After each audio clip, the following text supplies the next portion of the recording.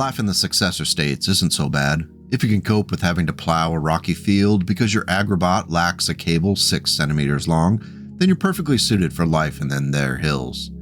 If you enjoy the irony of zooming across the universe in a jump ship, only to be forced to ride a jackass 6 clicks through the downpour, then man, you've got it made in these successor states. It takes a lot of effort for a vehicle to stand out in a galaxy dominated by battle mechs. You either need to be easy to maintain, or inexpensive, or carry some big weapons. Somehow, defying that logic to an extent in all 3 ways, the Condor heavy HoverTank has persisted. Since it was first introduced in 2564, the Condor seemingly enchanted the militaries of the Inner Sphere. I think it's the fact that it's a hovercraft. People just can't get enough of a hovercraft. Relatively lightly armored and with modest weaponry, the original Condor excelled in only a few areas, the first being its speed. The Jones 165 internal combustion engine allowed for the generation of massive amounts of power that could be devoted to the large turbofans which enabled lift of the 55 tons on a hovercraft skirt. This speed was crucial for the Condor's survival as it wasn't able to last very long under incoming fire. The other element that contributed to the Condor's success was the ability of hovercraft to move across the water in ways that traditional vehicles and even battle mechs could not. While these 2 things might not seem like compelling reasons to pay for what would end up being a rather expensive piece of technology, we'll see some examples of it in action that may change your mind. When Red Devil Industries designed the Condor, they saw it as a premium unit that offered unique advantages for a savvy battlefield commander. The Condor's speed allowed it to quickly cross ground, rivers, and lakes, and could apply its modest weaponry where it counted. This theory bore out as demand for the vehicle remained steady to house units throughout the Star League years and into the Succession Wars. Someone at Red Devil deserves a pat on the back as they were able to negotiate with the Lyran Commonwealth to sell the Condor to any state not currently involved in a conflict with the Lyrans. This opened the marketplace considerably and also spread the Condor across the Inner Sphere. The upside for the Lyrans is that they charged a hefty tariff on each exported vehicle, which didn't help the Condor's already hefty price tag. The 6 tons of Star Slab 9.5 Mark II armor provided modest coverage across the vehicle, though it was stacked heavily in the front and turret in anticipation that most incoming fire would come from that direction. The sides had only 15 points of armor and the rear 14. This encouraged Condor drivers to keep moving and avoid situations where enemies could hit them from the sides or rear. This is, of course, exactly what those facing Condors tried to do, rather than trying to just brute force their way through 30 points of front armor. Along with 6 heat sinks, 12.3 tons of space was devoted to weapons and ammunition. 0.3 tons of that was dedicated to cargo space, so you don't have to leave your Funko Pops and Beanie Baby collection back at the barracks. See, Red Devil Industries thought of everything. The original Condor's primary weapon was an AC-5 autocannon located in the turret, along with 1 ton of ammunition stored in the tank's body. Backing it up in the turret were a pair of medium lasers. Finally, a standard machine gun located in the front of the vehicle was to facilitate rapid onset lead poisoning among anyone who wanders near. It all added up to a speedy and somewhat dangerous performer that sold well and continued to sell well throughout the centuries. Before we move on though, we have to talk about the medium lasers. The original Condor's 2 Defiance B3M medium lasers have a story to tell, and I think it's absolutely hilarious. Attempts to license the production of the lasers by Red Devil Industries were rebuffed by Defiance Industries, which offered instead to simply sell Red Devil their produced medium lasers at the going market price. This annoyed Red Devil's leadership, who didn't want to take the financial hit that would come from paying above wholesale for parts. Instead of putting money into developing their own in-house laser design, Red Devil decided to offer a public bounty for used and mildly damaged Defiance B3M lasers. This raised the price of the B3M on the secondary market, but Red Devil was able to procure the lasers they needed. Over time, this bounty ended up causing problems for battle mechs and vehicles that carried the B3M, as the bounty led to their priority targeting. Mechs like the Locust, Commando, and Zeus started to see a higher than normal attrition rate on the battlefields, and it was starting to impact their reputations. Seeing that they had been outplayed and wanting to preserve their good name, Defiance capitulated and agreed to sign a licensing agreement with Red Devil Industries. This was pretty savvy for the Red Devil, almost diabolical.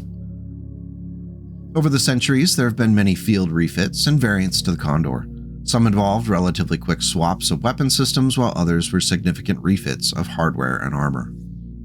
Now, we all know the Davions love their autocannons, so one common variant of the Condor from their territory was created by yanking the two medium lasers along with the heat sinks in order to add two AC-2 autocannons with a couple of tons of ammunition. Besides the possible anti-aircraft benefits of the autocannons, I am not seeing the point to this. Yet, it's said that the AFFS loved it, so to each his or her own, I suppose. Going in the opposite direction, perhaps out of spite, a common House Liao variant that started showing up around 2878 pulled the AC-5 in favor of adding two additional medium lasers. We're not going to go through every variant because there's a dozen at least, and most of them involve just weapon swaps like the two I just covered. What we are going to do is look at a couple of more substantial refits.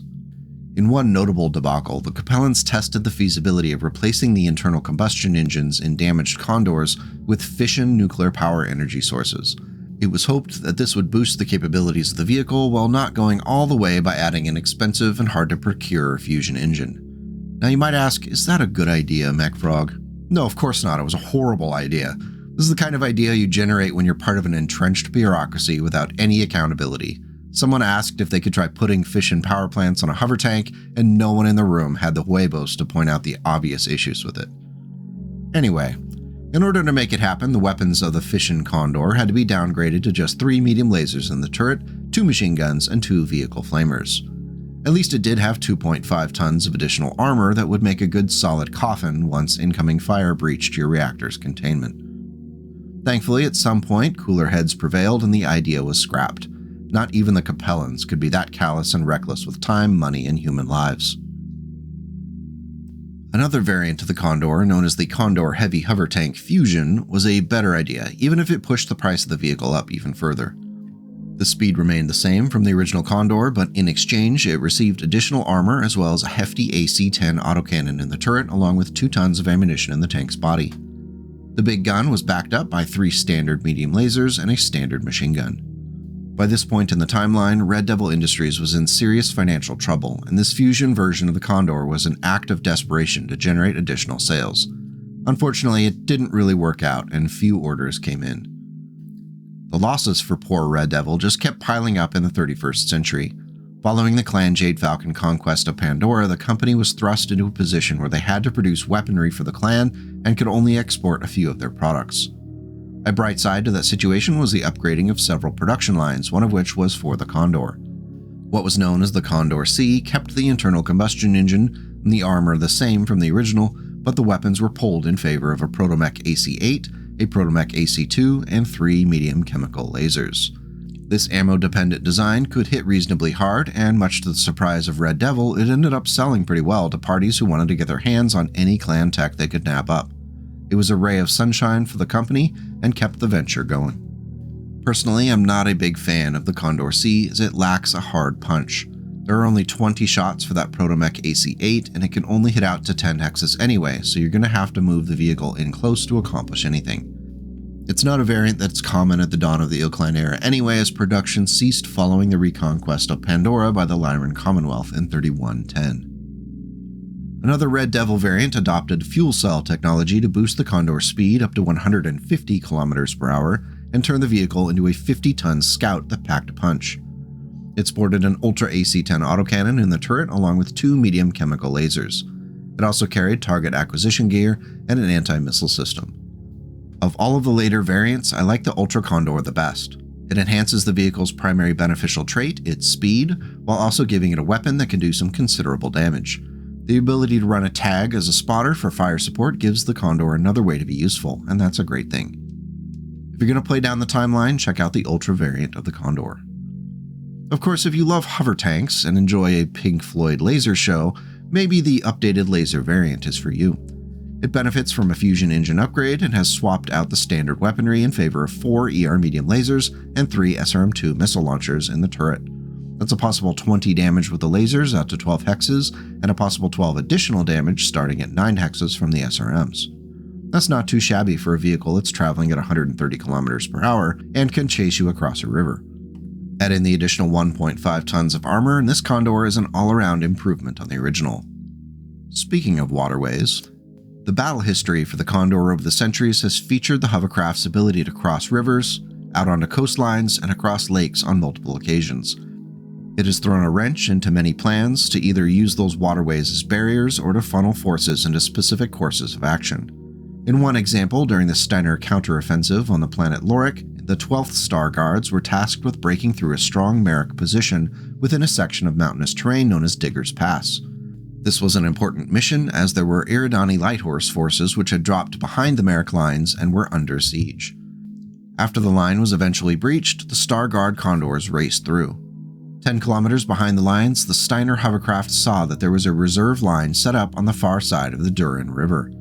With the only nearby bridge destroyed, the deep and rapidly flowing river was an imposing barrier. However, the Mech forces didn't consider the use of Hovercraft.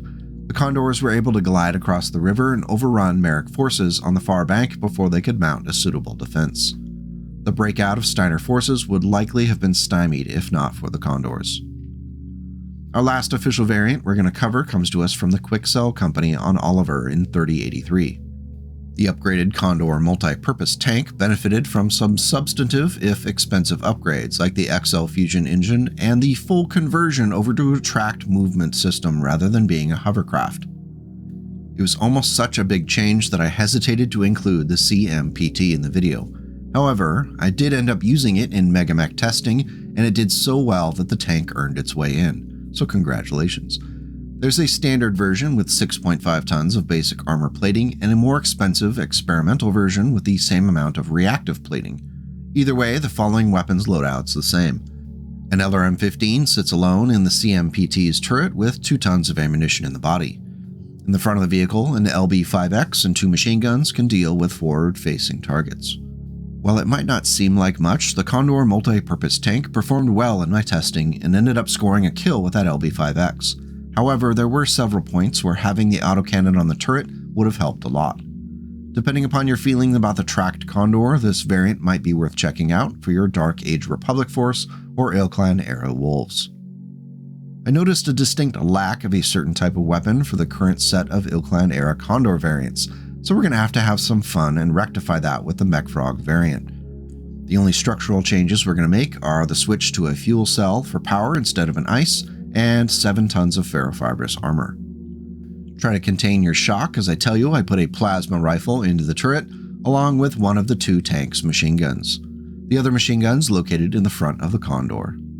The 2 tons of plasma rifle ammunition will last through most engagements, and when used in conjunction with other MFs or Condors with differing loadouts, it could make life pretty miserable for energy-heavy mechs or pockets of those oh-so-flammable soldiers. And of course, the fun factor is there as well. Though, we're going to have to test this up, so let's fire up Mech and find out what this Condor can do. I set up a fight between 3 battle mechs and 4 Condors. 2 of them were official variants and 2 were Mechfrog specials. I picked a lovely beach map because it's December and we could all use a little tropical flair. Plus, it allowed the Condors to shine, being able to effortlessly move from beach to water and back. Setting up, I split the Condors into pairs and we rolled south. Or floated south? Whatever hovercraft do. They very quickly ran into a Wolverine and a Whitworth, and the first shots of the evening were fired. The mechs had a lot of trouble landing hits on the Condors, as I made sure to keep them at top speed at all times. One of the Condors took a hit and was slowed to half speed, but in return they swarmed and punched through the Whitworth's right torso with a couple of good hits with the plasma rifles and LRMs. The Whitworth fell into -1 water, and when trying to get up the next turn, fell and took more damage. The center torso breached and filled with water, ending the fight for the poor medium mech. After the Whitworth fell, the Wolverine went into whirling dervish mode. It was all fists and elbows with its AC-5, and even though the Condors cried out, "No, stop, that's my spine," all the Wolverine heard was "Who wants cake?" And the Wolverine always wants cake. Each of the next 3 turns, it killed one of the Condors. Eventually, it was just 1v1, with a 3rd enemy battle mech still wandering around the city and not helping. After some back and forth with placement and initiative, the last of the Condors was able to finish the job that the plasma rifle had started, sending an LB-5X shot into the Wolverine's cockpit and killing the spongy Mechwarrior inside. Now left to control the beach, what are we to do? The last battle mech did not want to come out to play, so we were forced to do some urban fighting. It didn't take long before we stumbled upon the Marauder, which proceeded to start hammering the Condor as it tried frantically to back away and pelt the heavy mech with LRMs and LB-5X rounds. Though it did put up a good fight, eventually the Condor ran out of map, and the Marauder closed in for the kill. It did cause quite a bit of armor damage, but ultimately the 75-ton Marauder was just a little too dangerous and a little too tough. The battlemechs took the field. That being said, the Condors did take down 2 medium mechs, which isn't too shabby a turnout. The plasma rifles in the MF variant hit hard, and the other 2 Condors were great support, until the whole dying horribly within a steel-plated coffin part. So why do we love the Condor? The vehicle's legacy is one of speedy defiance of traditional military doctrines. It reinforces the value for alternatives to battlemechs and tracked battle tanks in the 32nd century battlefield. And there are plenty of uses for a vehicle that can zip up and down across rivers and lakes that would otherwise be impassable by the so-called kings of modern warfare. Plus, the new CGL art is adorable. Look at that little turret. It's small, but it's fierce. With that, I'll say thank you for coming by to talk BattleTech today. Please remember to hit all the buttons if you stuck around this long and think the video was worthy. Likes, comments, and sharing the link with others makes a big difference in keeping the nonsense flowing. We're going to get at least one more video in before Christmas, but I'll be taking a day or 2 off to recharge batteries then. I wish you Merry Christmas and Happy Holidays if you are celebrating. Take care and go make the world a slightly better place today and tomorrow.